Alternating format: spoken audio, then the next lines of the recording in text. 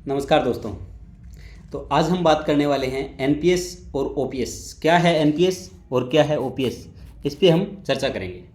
सबसे पहले बात ओपीएस, ओल्ड पेंशन स्कीम, पुरानी पेंशन योजना।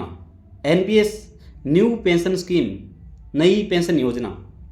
ओपीएस किसके लिए?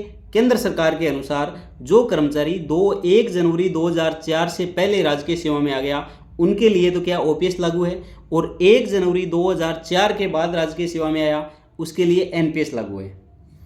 अब आप कहोगे कि तो इस एनपीएस और ओपीएस का लफड़ा क्या चल रहा है, क्यों सरकारी कर्मचारी ओपीएस की मांग करते हैं, एनपीएस में क्या कमियां हैं, और क्यों एनपीएस सरकारी कर्मचारी के लिए ठीक नहीं है, और क्यों एनपीएस सरकार के लिए ठीक है। तो हम दोनों का जो विवाद क्या है उस पर चर्चा करेंगे। इनके गवर्नमेंट क्या चाहती है, कर्मचारी क्या चाहते हैं, इन सब चीज़ों पे आराम से बात करेंगे और इनके दोनों के गुण और दोषों के बारे में ठीक से चर्चा करेंगे। लेकिन हाँ, इतना कहूँगा कि आपको ये वीडियो पूरा देखना है। यदि आप इस वीडियो को पूरा देखोगे, इस लेक्चर को आपने पूरा देख लिया, तो मैं गारंटी लेता हूँ हमेशा के लिए एनपीएस और ओपीएस का जो जितना भी विवाद चल रहा है वो आपको ठीक ठाक समझ में आ जाएगा।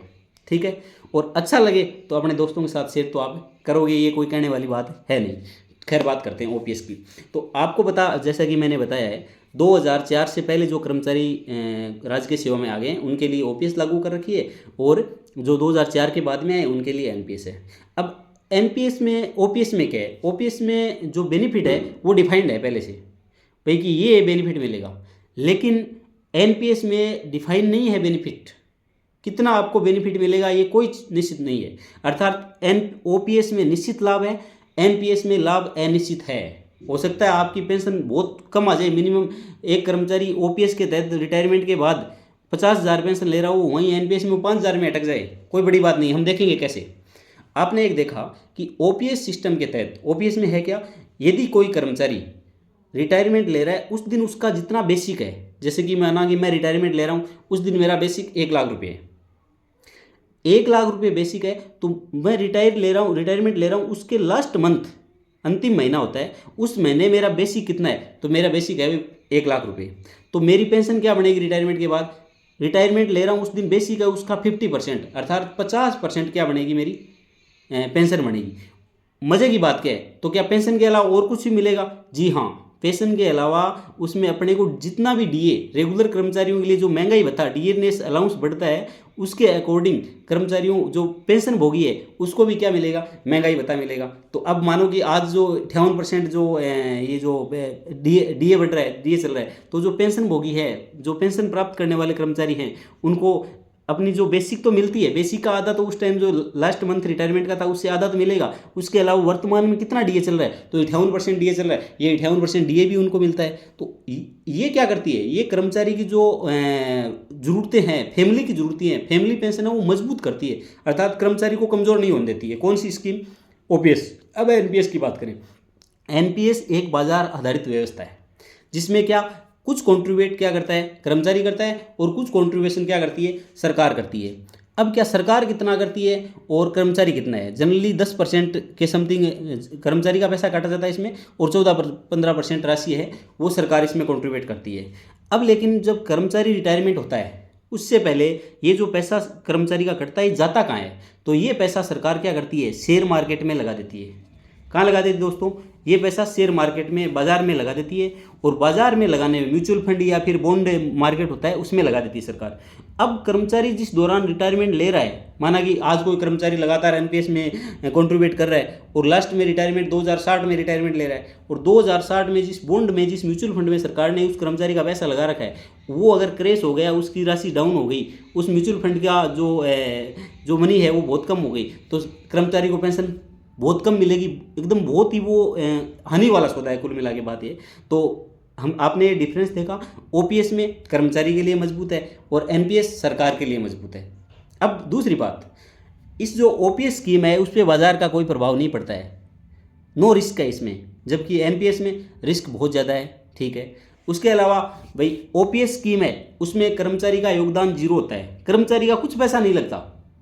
ओपीएस में कर्मचारी को 1 रुपया भी नहीं देना पड़ता है, बंदी बंदाई महीने रिटायरमेंट के बाद महीने घर पे बैठे बैठे के आती है, जो लास्ट सैलरी होती है उसकी 50% घर बैठे बैठे के आ जाती है, पेंशन आ जाती है। लेकिन एनपीएस में कर्मचारी को खुद भी क्या करना पड़ता है, 10% कंट्रीब्यूट करना पड़ता है, ये चीज़ है। और दूसरी ये भी कोई गारंटी नहीं है कि पेंशन इतनी मिलेगी, बहुत कम हो जाती है पेंशन अगर ये मार्केट, सब कुछ मार्केट पे डिपेंड है, कुल मिला के बात ये है।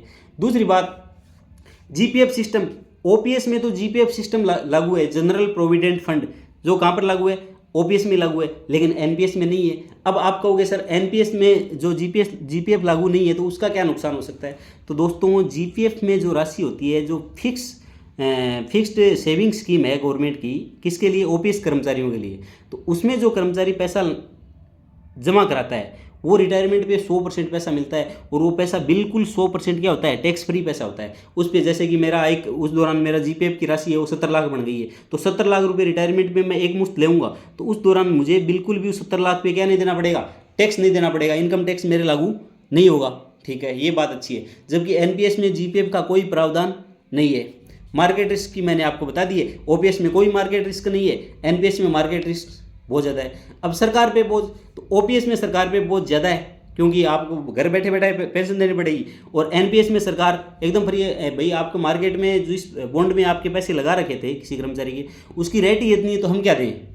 तो इसका मतलब क्या है, सरकार एनपीएस पे सरकार को बिल्कुल भी बोझ नहीं है। इसीलिए आपने सुना होगा केंद्र सरकार बार बार क्या करती है, एनपीएस का की फेवर करती है, हम एनपीएस की जगह यूपीएस ले, यूनिफाइड पेंशन स्कीम लेके आ जाएंगे। इस पर भी बात करेंगे यूपीएस के, लेकिन एनपीएस का सपोर्ट करने का रीज़न यही है कि गवर्नमेंट का बजट संतुलित रहता है, और गवर्नमेंट पे कर्मचारी के रिटायरमेंट के बाद कोई भार नहीं है, गवर्नमेंट फ्री है एकदम। इसलिए क्या करती है सरकारें, एनपीएस का समर्थन करती है।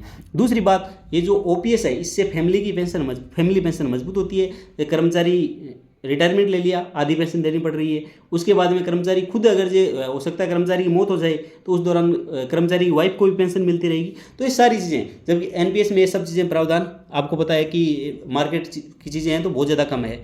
उसके बाद ये 2004 से पहले के कर्मचारियों के लिए ओपीएस है, और 2004 के बाद वाले कर्मचारियों के लिए एनपीएस है। ये हम सब चीज़ें कर लिए। उसके अलावा जैसे कि माना कि एक कर्मचारी की सैलरी रिटायरमेंट पे 60,000 रुपये है, तो वो रिटायरमेंट लेगा ओपीएस के तहत, तो उसको पेंशन कितनी मिल जाएगी, 30,000 रुपये। अब एनपीएस पे आओ, एनपीएस पे एक कर्मचारी की सैलरी क्या है, 60,000 रुपये, तो अब पेंशन कितनी मिलेगी उनको। तो पेंशन भाई साहब जो राशि उसकी लगी है एनपीएस में, और वो कौन से म्यूचुअल फंड या बॉन्ड मार्केट में लगी हुई है, उसका क्या उस टाइम कितने पैसे बन रहे हैं, उसके अकॉर्डिंग उसकी क्या बनेगी, पेंशन बनेगी। हो सकता है वो 30,000 नहीं बन के 5,000 बन जाए, हो जाए 15,000। कुल मिला के नुकसान कर्मचारियों का इसमें होता है। उसके अलावा जो ओपीएस की बात करें तो गारंटेड पेंशन मिल रही है, इसमें डीए भी मिल रहा है, तो कर्मचारी की ज़्यादा हित की बात है। मेडिकल और फैमिली पेंशन स्कीम वगैरह सब चीज़ें मजबूत होती है।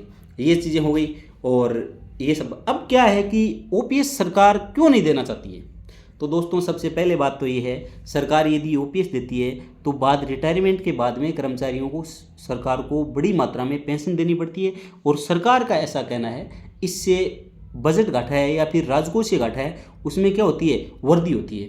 और राजकोषीय घाटा बढ़ने से सरकार का जो वित्त प्रबंधन है वो क्या हो जाता है, फाइनेंशियल मैनेजमेंट है वो क्या हो जाता है, वो बिगड़ जाता है। इससे अर्थव्यवस्था में समस्याएं पैदा होती है, ऐसा सरकार कहती है। और भविष्य में सरकार की देनदारियां धीरे धीरे बढ़ती जाती है। इस वजह से सरकार क्या लेके आई है, एनपीएस। अब कहोगे तो फिर कौन कौन से, राजस्थान में क्या है, तो राजस्थान में आपको बताया उस टाइम के जो तत्कालीन मुख्यमंत्री थे अशोक जी गहलोत, उन्होंने 2023 में कर्मचारियों के लिए ओपीएस पुरानी पेंशन योजना लागू कर दी थी। और राजस्थान सहित, जैसे राजस्थान है, झारखंड है, छत्तीसगढ़ है, हिमाचल प्रदेश है, पंजाब है, ऐसे कुछ राज्य हैं जहां पर ओपीएस पुरानी पेंशन स्कीम योजना लागू हो गई है। लेकिन अब सुप्रीम कोर्ट में मामला गया, सुप्रीम कोर्ट में चीज़ें गई, सुप्रीम कोर्ट ने निर्णय दिया कि ये राज्य और केंद्र का संविवेक है कि वो क्या करें, उनको अपने कर्मचारियों को ओपीएस देनी है या एनपीएस, तो वो इनकी केंद्र सरकारों की मर्जी है, हम इस मामले में हस्तक्षेप नहीं कर सकते। अब दूसरा क्वेश्चन आता है, तो इसका भविष्य क्या है, तो भविष्य में बात यह है कि ये वोट बैंक की राजनीति बन गई है। और दूसरी बात वही, एक कर्मचारी 60 साल तक कंटिन्यूसली सरकार में रहकर सेवा करता है, तो फिर उसकी जो सोशल सर्विस सिक्योरिटी कौन देगा, सामाजिक सुरक्षा कौन देगा उसको, तो सरकारों की जिम्मेदारी बनती है। सो धीरे धीरे क्या करेगा, राज्य सरकारें धीरे धीरे क्या करेगी, ओपीएस बढ़ा देगी, और प्रत्येक राज्य में आने वाले टाइम में हर जगह ओपीएस सिस्टम लागू हो जाएगा। केंद्र सरकार भी क्या करेगी, आपने देखा होगा हाल फिलहाल में पिछले अभी इसी 2025 में सरकार क्या लेके आई, ओपीएस की जगह एनपीएस की जगह यूपीएस लेके आई, यूनिफाइड पेंशन स्कीम, जिसमें ओपीएस की भी कुछ चीज़ें जोड़ी गई। लेकिन मैंने ये चीज़ों को देखा तो मुझे ऐसा लगा कि यूपीएस कुछ नहीं है, यूपीएस केवल और केवल एनपीएस ही है, बस थोड़ा सा इधर उधर शब्दों से इधर उधर खेल हुआ है और कुछ है नहीं। लेकिन सरकार को ओपीएस नहीं दे सरकार, तो कम से कम सरकार को जो एनपीएस है उसमें कम से कम पेंशन की सुविधा देनी चाहिए कर्मचारियों की, क्योंकि ये कर्मचारियों के हित में रहता है। पेंशन दे दे फिर मतलब निश्चित थोड़ा सा चीज़ें थोड़ी सी इसको एनपीएस को और ज़्यादा आकर्षक तो करना ही चाहिए, क्योंकि एक दूसरा इश्यू ये भी है हमारी सरकारों के सामने, जो बजट का प्रबंधन है ये बहुत बड़ा इश्यू है, तो उसका भी ध्यान रखना चाहिए। बजट मैनेजमेंट का ध्यान रखना ही है गवर्नमेंट को, वित्तीय मैनेजमेंट का ध्यान रखना ही है, उसके साथ साथ ये कर्मचारियों का भी ध्यान रखना सरकार की ही जिम्मेदारी है, क्योंकि एक कर्मचारी लंबे समय तक राज्य के लिए काम करता है, तो उसकी जो सामाजिक सुरक्षा की जिम्मेदारी भी